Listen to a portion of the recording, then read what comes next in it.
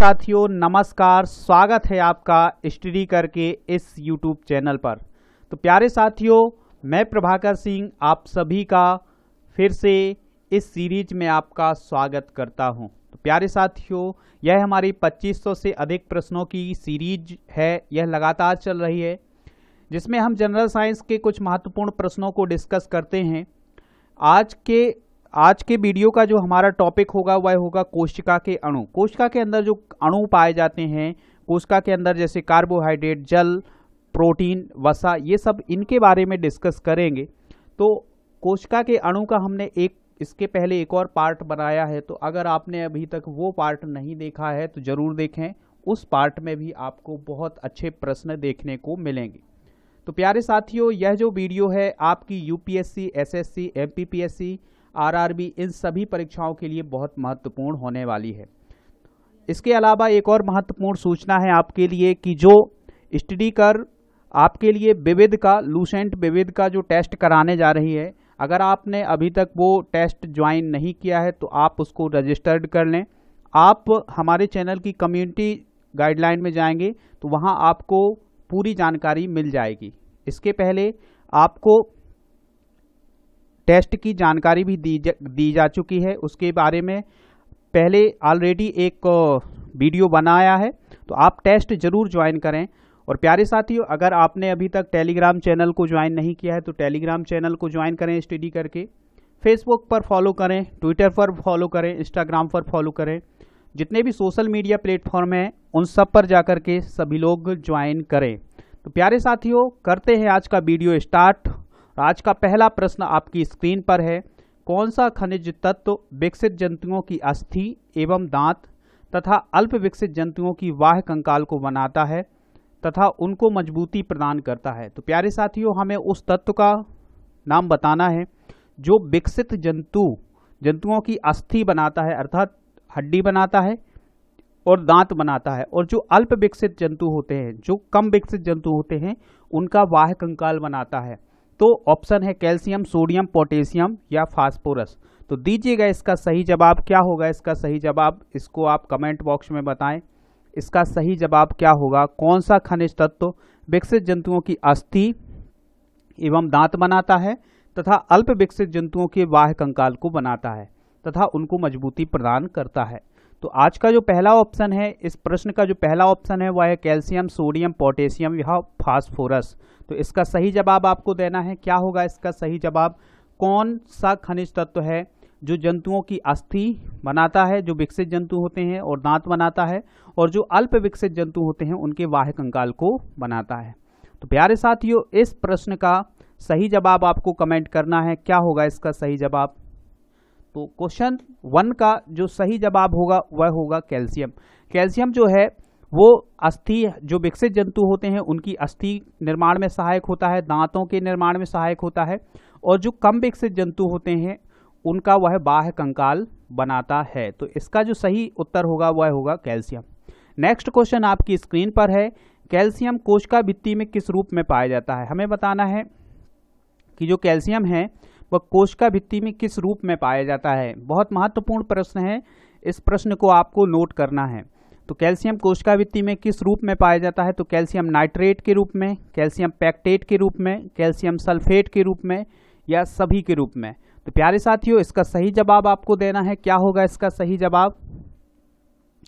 Question 2 का सही जवाब आपको देना है कि कोशिका भित्ति में जो कैल्शियम पाया जाता है वह किस रूप में पाया जाता है? कैल्शियम नाइट्रेट के रूप में, कैल्शियम पैक्टेट के रूप में, कैल्शियम सल्फेट के रूप में, या सभी के रूप में? तो क्या होगा इसका सही जवाब?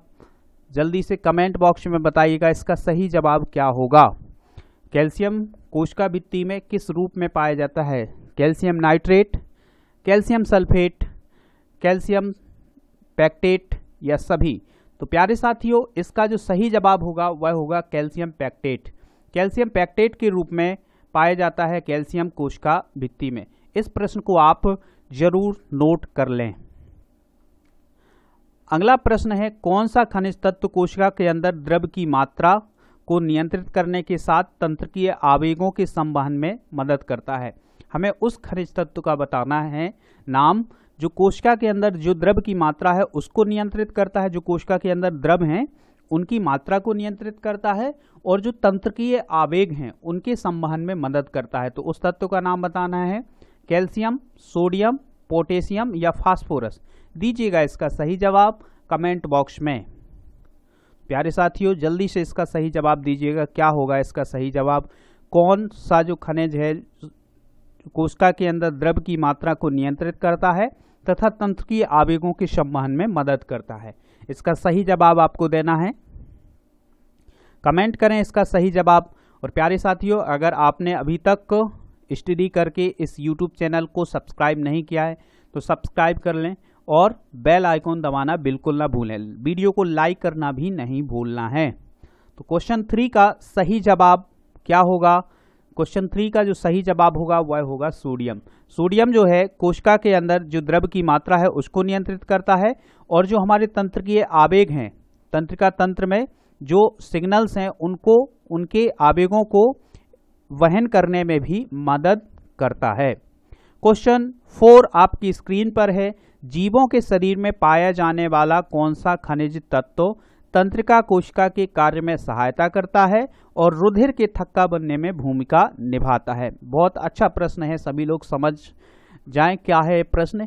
कि उस तत्व, उस खनिज तत्व का नाम बताना है जो तंत्रिका कोशिका के कार्य में सहायता करता है। जो हमारी तंत्रिका कोशिका होती है उसके कार्यों में सहायता करता है और दूसरा काम है उसका रुधिर के थक्का बनने में भी भूमिका निभाता है, अर्थात रक्त का थक्का बनने में भी महत्वपूर्ण भूमिका निभाता है। तो पहला ऑप्शन है मैग्नीशियम, दूसरा है सल्फर, तीसरा है आयोडीन और चौथा है पोटेशियम। दीजिएगा इसका सही जवाब। क्या होगा इसका सही जवाब? तो प्यारे साथियों, आपके हाथ में है कमेंट बॉक्स। कमेंट बॉक्स में कमेंट करके जरूर बताएं आप कि इसका सही आंसर क्या होगा।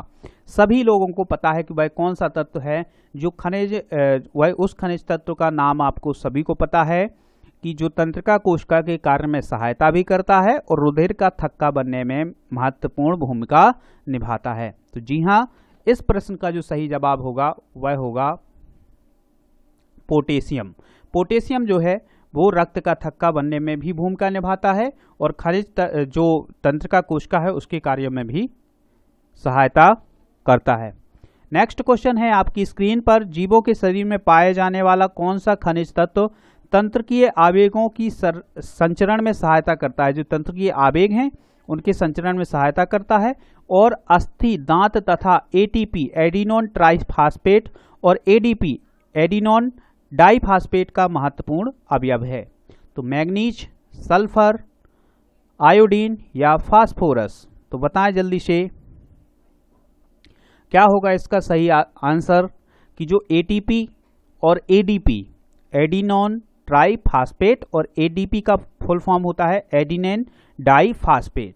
तो हमें बताना है कि जो एडीपी और एटीपी के रूप का महत्वपूर्ण अवयव भी है वह खनिज तत्व तंत्रिकीय आवेगों के संचरण में भी सहायता करता है और दांत और अस्थि का भी महत्वपूर्ण अवयव है।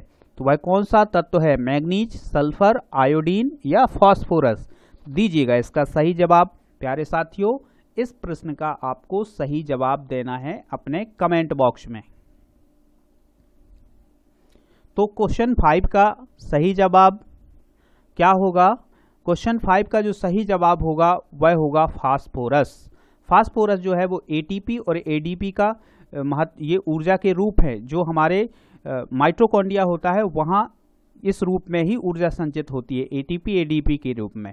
तो अब फास्फोरस जो है वो एटीपी और एडीपी का महत्वपूर्ण अवयव होता है। तंत्रिकीय आवेगों में भी यह संचरण में सहायता करता है। क्वेश्चन 6 है आपकी स्क्रीन पर। कौन सा खनिज तत्व हीमोग्लोबिन का महत्वपूर्ण अवयव है? हीमोग्लोबिन का कौन सा तत्व महत्वपूर्ण अवयव है? इसकी कमी से हमारे अंदर एनीमिया नामक रोग होता है। तो प्यारे साथियों, एनीमिया नामक रोग जो है वो किसकी कमी से होता है? और उस तत्व का नाम बताना है जो हीमोग्लोबिन का एक महत्वपूर्ण अवयव भी है। Sulphur, iodine, iron, phosphorus? दीजिएगा इसका सही जवाब। क्या होगा इसका सही जवाब? कौन सा खनिज तत्व जो है वह हीमोग्लोबिन का महत्वपूर्ण अवयव है तथा इसकी कमी से हमारे अंदर एनीमिया यानी खून की कमी नामक रोग होता है। तो वह कौन सा खनिज तत्व है जो हीमोग्लोबिन का एक महत्वपूर्ण अवयव है तथा जिसकी कमी से हमारे अंदर एनीमिया नामक रोग भी होता है। तो प्यारे साथियों, इसका सही जवाब जो होगा वह होगा आयरन। आयरन जो है वो हीमोग्लोबिन का एक महत्वपूर्ण अवयव है और इसकी कमी से हमारे अंदर एनीमिया नामक रोग भी होता है। नेक्स्ट क्वेश्चन आपकी स्क्रीन पर है, निम्न में से कौन सा खनिज तत्व थायरॉक्सिन हार्मोन का प्रमुख अवयव है। तो हमें बताना है कि थायरॉक्सिन हार्मोन का प्रमुख अवयव कौन सा खनिज है। इसके 4 ऑप्शन आपके सामने हैं, आयोडीन, सल्फर, मैग्नीशियम और क्लोरीन। तो हमें जो बताना है कि जो थायरॉक्सिन हार्मोन है, थायरॉक्सिन हार्मोन उसका कौन सा खनिज, उस खनिज का नाम बताना है जो थायरॉक्सिन हार्मोन का प्रमुख अवयव है। आयोडीन, सल्फर, मैग्नीशियम और क्लोरीन। तो प्यारे साथियों, इसका सही जवाब आपको देना है। क्या होगा इसका सही जवाब? क्वेश्चन 7 का सही जवाब कमेंट करिएगा सभी लोग। क्या होगा इसका सही जवाब? क्वेश्चन नंबर 7 का सही जवाब देना है आपको। क्या होगा इसका सही जवाब कि वह कौन सा खनिज तत्व है जो थायरॉक्सिन हार्मोन का प्रमुख अवयव है और इसकी कमी से, एक और हिंट है, इसकी कमी से घेंगा रोग भी होता है। तो प्यारे साथियों, आप सभी लोग समझ गए होंगे कि वह कौन सा तत्व है? आयोडीन। आयोडीन की कमी से ग्वाइटर नामक या घेंगा रोग होता है और यह थायरॉक्सिन हार्मोन का प्रमुख अवयव भी होता है। नेक्स्ट क्वेश्चन है आपकी स्क्रीन पर, निम्न में से कौन सा खनिज अमीनो अम्ल, विटामिनों और कोएंजाइम ए का अवयव है तथा पौधों में इसकी कमी से उनकी पत्तियां पीली पड़ जाती हैं। तो प्यारे साथियों, हमें बताना है कि वह कौन सा खनिज तत्व है जो एमिनो एसिड का और विटामिन का, कोएंजाइम ए का और पौधों में इसकी कमी से उनकी पत्तियां पीली पड़ जाती हैं। वह कौन सा खनिज तत्व है, इसका नाम बताना है। मैग्नीज है, सल्फर है, आयोडीन है या जिंक है। तो प्यारे साथियों, इसका सही जवाब दीजिएगा। क्या होगा? किसकी कमी से जो पौधे हैं उनकी पत्तियां पीली पड़ जाती हैं तथा वह अमीनो एसिड्स और विटामिन और कोएंजाइम का प्रमुख अवयव है। तो प्यारे साथियों, इसका सही जवाब आपको बताना है। क्वेश्चन 8 है आपके सामने, उसके 4 ऑप्शन हैं आपके सामने, तो दीजिएगा इसका सही जवाब क्या होगा। क्वेश्चन 8 का जो सही ऑप्शन होगा वह होगा option number B. Option number B इसका सही आंसर होगा। सल्फर जो है वह अमीनो एसिड, विटामिन और कोएंजाइम का अवयव है तथा पौधों में इसकी कमी से इसकी जो पत्तियां हैं वह पीली पड़ जाती हैं। नेक्स्ट क्वेश्चन आपकी स्क्रीन पर है, कौन सा खनिज तत्व हरित लवक का आधारीय अवयव है। अर्थात हरित लवक जो क्लोरोफिल है उसका प्रमुख अवयव कौन सा तत्व है?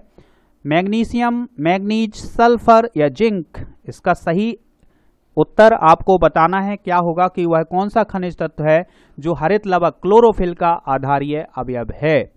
तो इसका सही आंसर आपको करना है कमेंट बॉक्स में। कौन सा खनिज तत्व हरित लवक का आधारीय अवयव है? मैग्नीशियम, मैग्नीज, सल्फर या जिंक। तो प्यारे साथियों, मित्रों, दीजिएगा इसका सही जवाब और इस वीडियो को लाइक जरूर कर दीजिएगा।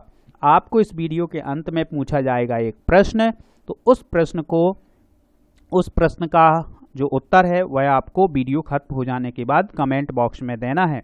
इसके अलावा एक और महत्वपूर्ण सूचना है, जो स्टडी करके द्वारा जो विविध का एक टेस्ट लिया जा रहा है उसकी संपूर्ण जानकारी आपको प्लेलिस्ट में मिलेगी। तो वहां जाकर के वीडियो जो हमारा चैनल है उस पर आप विजिट करके देखें, वहां आपको वीडियो मिल जाएगा कि हमें टेस्ट किस प्रकार से देना है, किस प्रकार से ज्वाइन करना है। तो उस टेस्ट को सभी लोग जरूर ज्वाइन करें। तो कौन सा खनिज तत्व तो हरित लवक का आधारीय अवयव है? तो इस क्वेश्चन का जो सही जवाब होगा वह होगा मैग्नीशियम। नेक्स्ट क्वेश्चन है आपकी स्क्रीन पर, क्वेश्चन नंबर 10, निम्न में से कौन सा खनिज तत्व राइबोसोम्स को पॉलीराइबोसोम्स बनने में सहायता करता है। अर्थात उस खनिज तत्व का नाम बताना है जो राइबोसोम्स को पॉलीराइबोसोम बनने में सहायता करता है। सल्फर, मैग्नीशियम, मैग्नीज या आयोडीन। दीजिएगा इसका सही जवाब। क्या होगा इसका सही जवाब कि वह कौन सा खनिज तत्व है जो राइबोसोम को पॉलीराइबोसोम बनने में सहायता करता है? सल्फर, मैग्नीशियम, मैग्नीज या आयोडीन? इसका सही जवाब आपको बताना है। क्या होगा इसका सही जवाब? राइबोसोम को पॉलीराइबोसोम बनने में कौन सहायता करता है? तो क्वेश्चन 10 का जो सही जवाब होगा वह होगा मैग्नीशियम। नेक्स्ट क्वेश्चन आपकी स्क्रीन पर है। पौधे में प्रोटीन निर्माण के लिए आवश्यक तत्व है। पौधे में प्रोटीन निर्माण के लिए आवश्यक तत्व है कैल्शियम, फास्फोरस, मैग्नीशियम, नाइट्रोजन। इसका सही जवाब आपको देना है। प्रोटीन निर्माण के लिए आवश्यक तत्व, पौधों में प्रोटीन निर्माण के लिए आवश्यक तत्व क्या होगा? Calcium, phosphorus, magnesium, nitrogen. इसका सही जवाब आपको देना है। क्वेश्चन नंबर 11 है, इसका सही जवाब दीजिएगा। क्या होगा? पौधों में प्रोटीन निर्माण के लिए आवश्यक तत्व है। क्या है पौधों में? वह उस तत्व का नाम बताना है जो हमें पौधों से मिलता है और प्रोटीन के निर्माण में वह सहायक है। कैल्शियम, फास्फोरस, मैग्नीशियम या नाइट्रोजन? तो प्यारे साथियों दीजिएगा इसका सही जवाब। क्या होगा इसका सही जवाब? इसका जो सही जवाब होगा वह होगा नाइट्रोजन। नाइट्रोजन जो है वो प्रोटीन के निर्माण में के लिए एक आवश्यक तत्व है। नेक्स्ट क्वेश्चन, पौधों में मैग्नीशियम तथा आयरन की आवश्यकता निम्न में से किसके लिए पड़ती है? मैग्नीशियम की और आयरन की आवश्यकता किसके लिए पड़ती है यह बताना है। ऊर्जा के स्थानांतरण के लिए, क्लोरोफिल संश्लेषण के लिए, स्टोमेटा खोलने के लिए या कार्बोहाइड्रेट के स्थानांतरण के लिए? तो इसका सही जवाब, सही जो आंसर है वह दीजिएगा। पौधों में मैग्नीशियम तथा आयरन की आवश्यकता निम्न में से किसके लिए पड़ती है? ऊर्जा के स्थानांतरण के लिए, क्लोरोफिल संश्लेषण के लिए, स्टोमेटा खोलने के लिए, कार्बोहाइड्रेट के स्थानांतरण के लिए। तो प्यारे मित्रों सभी लोग दीजिएगा इसका सही जवाब। वीडियो को करिएगा लाइक करना बिल्कुल नहीं भूलना है। तो पौधों में मैग्नीशियम तथा आयरन की आवश्यकता निम्न में से किसके लिए पड़ती है? तो इसका सही जवाब होगा क्लोरोफिल संश्लेषण के लिए। इसका सही जवाब क्या होगा? क्लोरोफिल संश्लेषण के लिए, अर्थात क्लोरोफिल बनने के लिए इसकी आवश्यकता होती है। क्लोरोफिल जब का निर्माण होता है तब उसके लिए मैग्नीशियम और आयरन की आवश्यकता होती है। नेक्स्ट क्वेश्चन, वनस्पति घी है एक। तो वनस्पति जो घी है वह क्या है? संतृप्त वसा, असंतृप्त वसा, लिपिड्स है या प्रोटीन है? तो इसका सही जवाब आपको देना है कि वनस्पति जो घी है वह एक क्या है? तो वनस्पति घी बताना है कि वनस्पति घी क्या है। एक संतृप्त वसा, असंतृप्त वसा है, लिपिड्स है या प्रोटीन है? तो प्यारे साथियों, प्यारे मित्रों दीजिएगा इसका सही जवाब। क्या होगा इसका सही जवाब? तो वनस्पति घी है एक संतृप्त वसा, असंतृप्त वसा, लिपिड्स या प्रोटीन? तो इसका सही जवाब आपको देना है। वनस्पति घी है एक क्या है? संतृप्त वसा है, असंतृप्त वसा है, लिपिड्स है या प्रोटीन है? दीजिएगा इसका सही जवाब कमेंट बॉक्स में। आपके सामने, आपके हाथ में है कमेंट बॉक्स, स्क्रीन पर हैं आपके प्रश्न और आपको जवाब देना है कमेंट बॉक्स में। तो वनस्पति घी क्या है? एक संतृप्त वसा है, असंतृप्त वसा है, लिपिड्स है या प्रोटीन है? तो इस क्वेश्चन का जो सही जवाब होगा वह होगा संतृप्त वसा। जो वनस्पति घी होता है वह क्या है? एक प्रकार की संतृप्त वसा है। नेक्स्ट क्वेश्चन आपकी स्क्रीन पर है। प्रोटीन की इकाई है। प्रोटीन अर्थात किससे मिलकर बना होता है? किससे मिलकर के प्रोटीन का निर्माण होता है? इस क्वेश्चन का जवाब देना है हमें। वसीय अम्ल, मोनोसैकेराइड, एमिनो अम्ल या ग्लिसरॉल? वसीय अम्ल, मोनोसैकेराइड, अमीनो अम्ल या ग्लिसरॉल? तो प्रोटीन की इकाई क्या है? वसीय अम्ल है, मोनोसैकेराइड्स है या एमिनो एसिड्स है या ग्लिसरॉल है? तो प्यारे मित्रों इसका सही जवाब आपको देना है प्रोटीन की इकाई है। प्रोटीन की इकाई क्या है? इसका सही जवाब आपको देना है प्रोटीन की इकाई है। तो प्रोटीन की इकाई क्या है? वसीय अम्ल है, मोनोसैकेराइड्स हैं या एमिनो एसिड्स हैं, ग्लिसरॉल है? इसका सही जवाब आपको देना है। तो क्वेश्चन 14 है उसका सही जवाब होगा एमिनो एसिड्स। जो एमिनो एसिड्स हैं, एमिनो एसिड्स मिलकर ही एक दूसरे से बॉन्ड बना करके, पेप्टाइड बॉन्ड बना करके और प्रोटीन का निर्माण करते हैं। क्वेश्चन 15 आपकी स्क्रीन पर है, पेप्टाइड बॉन्ड किस में पाए जाते हैं? बहुत बढ़िया प्रश्न है। प्रोटीन में, वसा में, न्यूक्लिक अम्ल में, कार्बोहाइड्रेट में। तो इसका सही जवाब आपको बताना है कि जो पेप्टाइड बॉन्ड है वो किस में पाए जाते हैं। पेप्टाइड बॉन्ड किस में पाए जाते हैं? पेप्टाइड बॉन्ड जो है वो किस में पाए जाते हैं? प्रोटीन में, वसा में, न्यूक्लिक अम्ल में, कार्बोहाइड्रेट में। इसका सही जवाब आपको देना है कि जो पेप्टाइड बॉन्ड है वो किस में पाए जाते हैं। किस में पाए जाते हैं पेप्टाइड बॉन्ड? प्रोटीन में, वसा में, न्यूक्लिक अम्ल में या कार्बोहाइड्रेट में। तो इस क्वेश्चन का जो सही जवाब होगा, इस क्वेश्चन का जो सही जवाब होगा वह होगा प्रोटीन। जो एमिनो एसिड हैं, एमिनो एसिड एक दूसरे से किस बॉन्ड के द्वारा बंधे होते हैं? पेप्टाइड बॉन्ड के द्वारा। नेक्स्ट क्वेश्चन है, न्यूक्लिक अम्लों की खोज किसने की थी? वाटसन एवं क्रिक ने, खुराना ने, हुक ने, मिसर ने। वाटसन एवं क्रिक हैं, उन्होंने न्यूक्लिक अम्लों की खोज की थी, या खुराना ने, या हुक ने, या मिसर ने। तो इसका सही जवाब आपको देना है। क्या होगा इसका सही जवाब? कि न्यूक्लिक जो एसिड हैं, न्यूक्लिक अम्ल हैं, उनकी खोज किसने की थी? वाटसन एवं क्रिक ने, खुराना ने, हुक ने या मिसर ने। तो इस क्वेश्चन का सही जवाब आपको कमेंट करना है। क्या होगा इसका सही जवाब कि जो न्यूक्लिक अम्ल हैं उसकी खोज किसने की थी? वाटसन एवं क्रिक ने, खुराना ने, या हुक ने, या मिसर ने। तो इसका सही जवाब जो होगा वह होगा मिसर। मिसर ने न्यूक्लिक एसिड की खोज की थी। नेक्स्ट क्वेश्चन है, आरएनए का निर्माण किस प्रकार होता है? आरएनए का निर्माण किस प्रकार होता है? डीएनए के द्वारा, आरएनए के द्वारा, राइबोसोम के द्वारा या लाइसोसोम के द्वारा। इस क्वेश्चन का आपको सही जवाब देना है कि जो आरएनए का निर्माण है वह किस प्रकार होता है। तो प्यारे मित्रों, इसका सही जवाब दीजिएगा।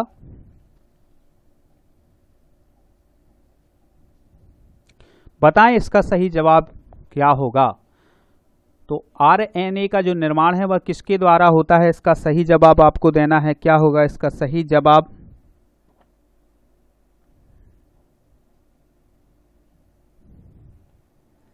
प्यारे मित्रों, इस प्रश्न का जो सही जवाब होगा वह होगा आरएनए के द्वारा, इसका जो आरएनए का निर्माण है वह किसके द्वारा होता है? डीएनए के द्वारा। यह आपको ध्यान रखना है। नेक्स्ट क्वेश्चन है, लकड़ी तथा कपास में अधिक मात्रा होती है। जो लकड़ी है वो कपास है, इसमें किसकी अधिक मात्रा होती है? सेल्यूलोज की, क्विटीन की, काइटिन की या सभी की। तो इसका सही जवाब देना है। क्या होगा इसका सही जवाब?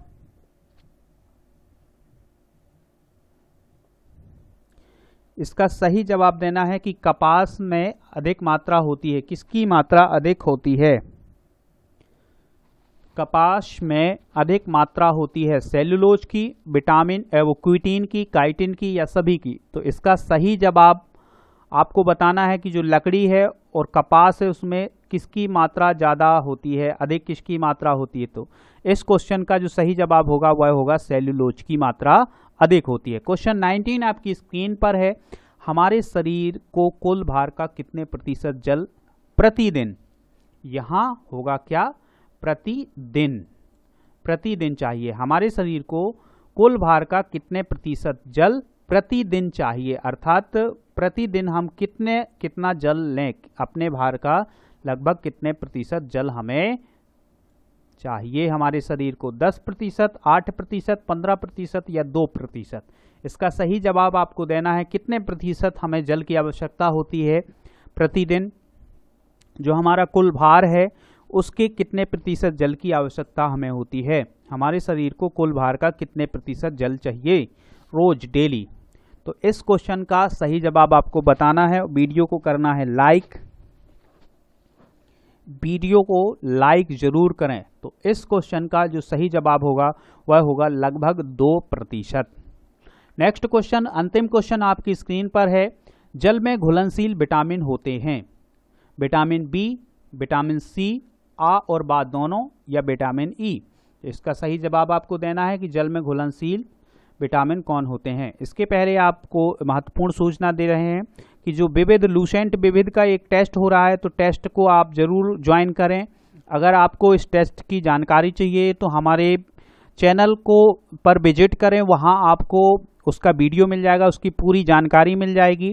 तो आप उस जानकारी को प्राप्त करके और टेस्ट को ज़रूर ज्वाइन करें। टेस्ट को ज्वाइन करके आप अपनी जानकारी जो है उसको बढ़ा सकते हैं। बहुत मज़ा आएगा टेस्ट में। तो प्यारे साथियों, इस टेस्ट को ज़रूर ज्वाइन करें और वीडियो को ज़रूर लाइक करें। ये वाला जो वीडियो है इसको लाइक करना है। इसके बाद हम देंगे आपको एक प्रश्न। तो इस प्रश्न का क्वेश्चन नंबर जो 20 होगा, उस क्वेश्चन का जो सही आंसर होगा वह होगा आ और बा दोनों, अर्थात विटामिन बी और विटामिन सी जल में घुलनशील होते हैं। तो आज का प्रश्न है, प्रश्न सुनिएगा ढंग से। अंतरिक्ष में भारत द्वारा भेजा गया प्रथम उपग्रह कौन था? अंतरिक्ष में भारत द्वारा भेजा गया प्रथम उपग्रह कौन था? तो इस प्रश्न का सही जवाब देना है आपको कमेंट बॉक्स में जब हो जाए वीडियो खत्म। प्यारे साथियों, अगर आपने अभी तक हमारे इस YouTube चैनल को सब्सक्राइब नहीं किया तो सब्सक्राइब कर लें, टेलीग्राम पर ज्वाइन कर लें, फेसबुक पर फॉलो कर लें, ट्विटर पर फॉलो करें और इंस्टाग्राम पर फॉलो करें। वीडियो को करें लाइक और कमेंट में दीजिएगा इसका सही जवाब कि भारत के द्वारा भेजा गया प्रथम उपग्रह कौन था। और टेस्ट को ज्वाइन करना बिल्कुल ना भूलें। प्यारे साथियों, लेते हैं इस वीडियो में विदा, मिलते हैं अगले वीडियो में, तब तक के लिए जय हिंद।